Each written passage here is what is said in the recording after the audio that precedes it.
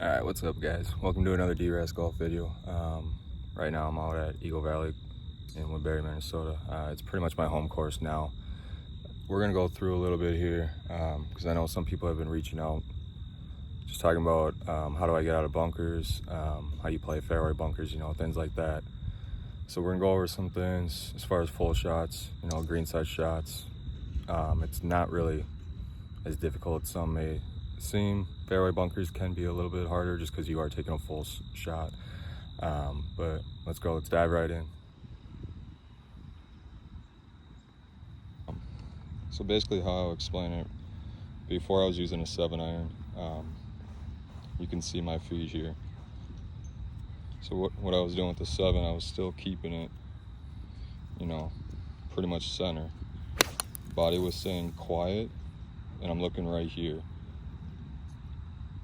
So that barely white that you can see right there, that's where I'm looking. That way it's gonna force me to come down and come through and hit that ball first and then sand.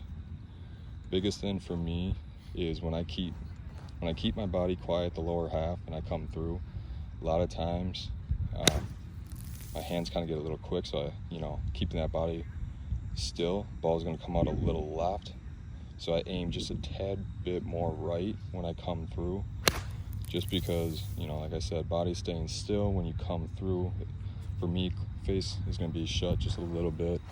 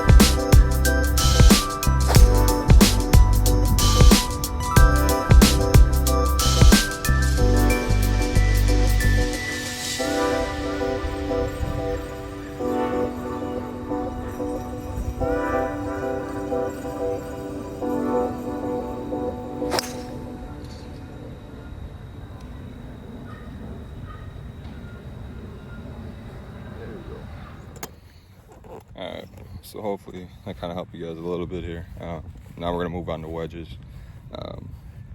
So basically, for me, I always use a 56, really. Doesn't matter where I am.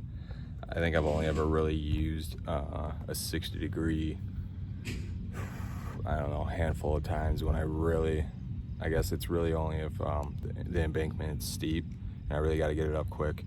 Otherwise, I have more control and feel over 56 just because, I've used that all my life. It's always been my go-to wedge around the greens, mid pitches, pretty much anything 100 yards and in, it's always been 56. Even if I'm going flop shots over trees, half the time I'm using 56 as well. Unless if I know I really got to get it up quick, like I said, I'm jumping to 60. But let's take you over here. I'll show you a couple different positions. This bunker, there's not really a lot of sand in this bunker, so some of it might not be the greatest. I guess advice for this bunker, it might not show up the greatest, I guess, just because, like I said, there's barely any sand, so you can't really splash a lot out, and it's a little wet too. So let's take you over here, show you the ball positionings and what I do. So when looking down at the ball here, I guess there's three different positions really for bunker shots. So this first line here is normally when you want to pick it clean. It's going to come out a little higher, more spin. The standard one right here is going to be more for your splash. We'll just go 3 inches behind. Where everybody's really been taught how to hit, so you want to hit 3 inches behind. Boom, that's going to put a lot more sand on it and pop that ball up. This last one back here, it's probably a good, I don't know, 4, 5, 6 inches back. That's when you got more sand. You want to hit deeper right here, and that one's just going to splash it out a lot more. A lot of times it's for your shorter shots here. So let's get a couple in.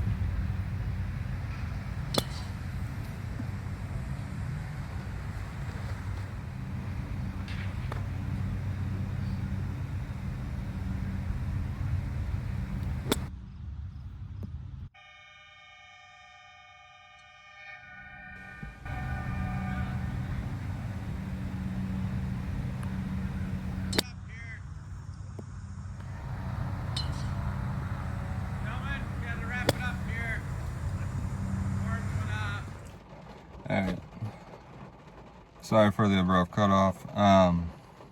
Sirens hit. Apparently there's supposed to be some huge thunderstorm coming, so I had to clear out quick. Well, somewhat quick. Hopefully all that helped. I know there's some things that I probably forgot. If things don't make clear sense, you know, just throw a comment down. I'll get back to you right away. But yeah, the biggest thing about bunker shots is to just you got to stay committed to them, plain and simple. A lot of times, people, you know, they'll get that nerves in them, or the nerve in them, where they're like, oh, I don't think I can get this out. And so, you know, it takes them 2, 3 tries, because really, if you just sit and focus, you just remember what you got to do. Okay, I just got to get this out, you know, 3, 4 feet. Even if you get it out of the bunker in the rough, you can easily, yeah, it might, you know, frustrate you for a little bit because all you did was go from bunker to rough and not to green. Well, right then and there, you got an easy chip shot to get back, you know, on the green and get either a 1-putt or you might chip it in. But the biggest thing you got to do is just stay committed. You can't deaccelerate through the bunker unless if it's a plug lie. I mean, even then, you really don't want to. Later down the, you know, maybe another video, I'll probably go through the different lies and how to get out of those as well. But I just wanted to keep it as simple as possible, I guess, really, for this video, just to help beginners out, or people who just get frustrated when, you know, they're in the bunker and they really haven't had any lessons or really know what to do. The biggest thing is, you know, stay control, open up that club face, and just when you go back smoothly to what you think, you know, the distance might be. Again, you just got to practice over and over. You'll find your distances, and then just remember to stay fluid and go quick through. Do not, don't close the club face. Keep it open. Don't deaccelerate. Accelerate through the sand. The sand is what's gonna, you know, when you hit that sand, it's gonna pop the ball up, and that's what's gonna get the height. That's what's gonna get it out of the bunker. It's what's gonna land soft, you know, things like that. When you deaccelerate, you stop the momentum of that sand, your club hits, it sticks, and that ball just doesn't go anywhere. So the biggest thing to take away from everything is just don't deaccelerate. Accelerate through that sand. Let the sand propel it up onto the green. And honestly, don't try to get cute with it. Don't try to land things short when you're in the bunker. I guess the best thing in my mind is miss long. don't try to land it short of the pin, don't whatever. If you have to, carry it to the pin. I mean, unless if there's water on the other side or you're playing a really tough course and, you know, you're going to go from bunker to bunker, I can see why you might get frustrated and land it short, deaccelerate, you know, things like that. But just try to keep it as simple as possible. Your main goal is just to get out of that bunker, put it on the green or put it in the rough, get you to a spot where you can make better swing contact with that ball to try to chip it in. The biggest thing, I'm not looking to actually hole out. I mean, in my mind, I'm pretty decent in bunkers. I normally can get the ball up and around the hole, you know, within 6-10 feet. A lot of the time, I would say 80% of the time. There are times where, you know, I will chunk it. I'll deaccelerate and try to do too much, try to get too cute with it. But the main thing I'm looking for is just getting up, get around. Honestly, for me, a good bunker shot is around 10 feet. Once I get around that 10-foot mark, as long as I have an opportunity to roll the rock and try to putt or one putt from 10 feet, I'm fine. Am I gonna make it all the time? No. But having an opportunity, you know, to roll the rock in from the putting surface is a lot better than trying to chip it in and trying to hit a bunker shot. So the main thing is just get out of the bunker, put it on the green. Don't worry about where it goes or anything like that. Once you're on the putting surface, boom, take care of it, hit your line, roll it. You might hole it, you might not. You two putt, move on.